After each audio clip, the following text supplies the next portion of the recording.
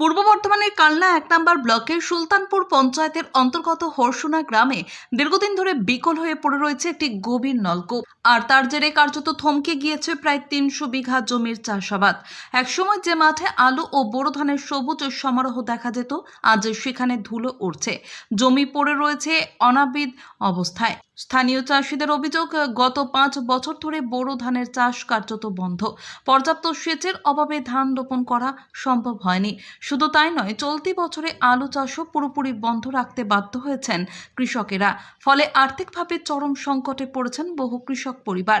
অনেকেই ধার দেনা করে বীজ ও সার কেনার প্রস্তুতি নিয়েছিলেন, কিন্তু নলকূপ বিকল থাকায় শেষ পর্যন্ত চাষ শুরুই করা যায়নি। চাষিদের দাবি, এই গভীর নলকূপটি ছিল এলাকার একমাত্র ভরসা। প্রায় ৩০০ বিঘা জমি এই নলকূপের জলের উপর নির্ভরশীল। বারবার সংশ্লিষ্ট দপ্তরে জানানো হলেও এখনো পর্যন্ত স্থায়ী কোনো সমাধান মেলেনি বলে অভিযোগ। তাদের বক্তব্য, অবিলম্বে নলকূপটি মেরামত করা হোক অথবা বিকল্প ব্যবস্থা হিসেবে নতুন করে অন্যত্র একটি গভীর নলকূপ বসানো হোক।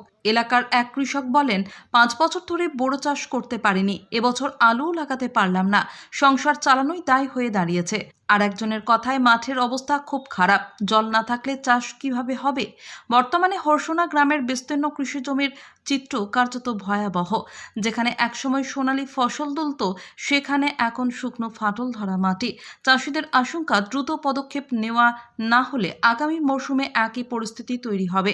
এখন দেখার প্রশাসন কবে এই সমস্যার স্থায়ী সমাধানে এগিয়ে আসে এবং কৃষকদের মুখে আবারও হাসি ফোটে।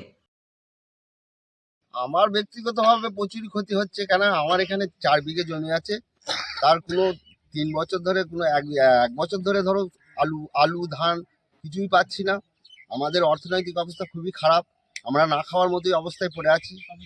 সব আমাদের কোনো সরকার তো আমরা বেকার হয়ে পড়ে আছি, সরকার তো কোনো কর্মসংস্থানই দিতে পারছে না। এদিকে চাষ করেও খেতে পারবো না, তাহলে আমরা করে কি করে খাবো?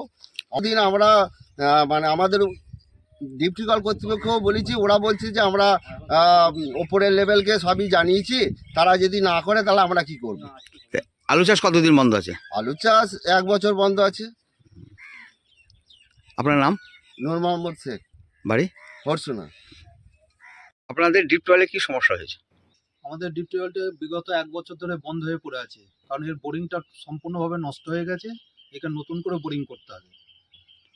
তা এখন যে বন্ধ আছে আপনাদের চাষবাস? আমাদের চাষবাস বন্ধ আছে বিগত 1 বছর যাবৎ। আমাদের কিছুটা ডিপ টিউবওয়েলের মেন হচ্ছে আলু প্লাস ধান, টোটাল ফসলটাই বন্ধ হয়ে পড়ে আছে। দুটো সিজন পুরো মার খাচ্ছে। এই যে বন্ধ হয়ে আছে, আপনারা কোথাও জানিয়েছেন ঊর্ধ্বতন কর্তৃপক্ষকে? আমরা সরকারের সমস্ত ডিপার্টমেন্টকে জানা হয়েছে। দেখুন, প্রথম জানা হয়েছে ইরিগেশন ডিপার্টমেন্টকে, সেখান থেকে কোনো সুরাহা পাইনি। পরবর্তী পর্যায়ে জানানো হয়েছে কালনার আপনার অ্যাসিস্ট্যান্ট ইঞ্জিনিয়ারকে। ওই সেম কপি ফরওয়ার্ড করা হয়েছে আমাদের মন্ত্রী স্বপন দেবনাথকে, সোমনাথ মহাশয়কে, পঞ্চায়েত সমিতির সভাধিপতি শ্রাবণী পাল মহাশয়কে এবং আমাদের প্রধান প্রমীলা মুর্মু মহাশয়কে।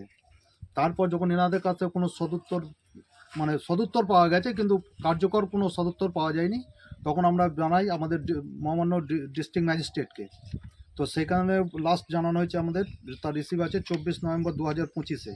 কিন্তু আজ পর্যন্ত ডিএমের তরফ থেকেও কোনো সুরাহা কথা শুনতে পাইনি আমরা। হবে কি হবে না কোনো সুরাহা। এখন কি অবস্থায় আছে? এখন আমাদের ধরুন এই ডিপ টিউবওয়েলটা এরিয়া 200 থেকে 250 বিঘা এরিয়া সম্পূর্ণরূপে বন্ধ আছে। চাষবাস টোটালি আমাদের বন্ধ হয়ে পড়ে আছে। আপনার নাম? আমার নাম মুন্সি আবুল মোশাররফ, বাড়ি হরসোনা। না চলার জন্য আপনার কি অসুবিধা হচ্ছে? অসুবিধা বলতে, দেখুন, আমি জল ধরারই কাজ করি, জমিতে জল ধরি দিই। একটা টাকা চাষিরা 1 টাকা দেয়, একটা আমার সংসার চলছে না ওইদিকে। চাষিরা তো ভুগছে, আমরাও ভুগছি। সেই থেকে 5 বছর ধরে বোরো চাষ হয়নি, 1 বছর শুধু আলু চাষ হয়, 1 বছর। এই বছরও সব বন্ধ। এবার কি করে খাওয়া বলুন? চাষিরা এইটা আপনাকে কিভাবে পয়সাটা দেয়? প্রতি জমিতে আমি জল ধরি, আচ্ছা, তার জন্য সেটা চাষিরা কিছু একটা টাকা দেয়। হ্যাঁ, সেই টাকাতে আমার সংসার চলতো। কিন্তু এখন কি অবস্থা? এখনো এই বন্ধ। এই গরু চড়াচ্ছি, বেকার হয়ে যাচ্ছি। রেশনের চালটা দেয় ওইটাই, আর কি করবো। আপনার নাম? আমার নাম সীমন্ত মাঝি, আমার হরসোনা বাড়ি।